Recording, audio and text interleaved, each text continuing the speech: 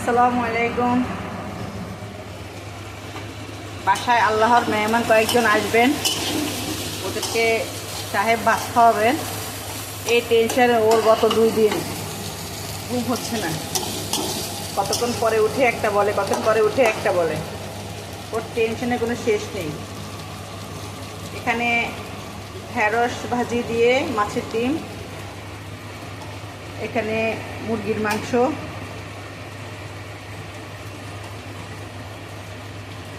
ঝোল ঝোল রান্না করব।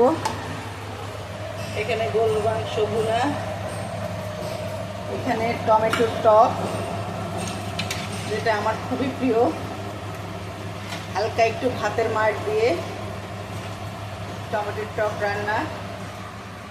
আর এটাও আমার খুব প্রিয়, লাউ সবজি, লাউ দিয়ে মশার ডাল, মুগ ডাল, সাথে চিংড়ি মাছ দিয়ে রান্না করেছি।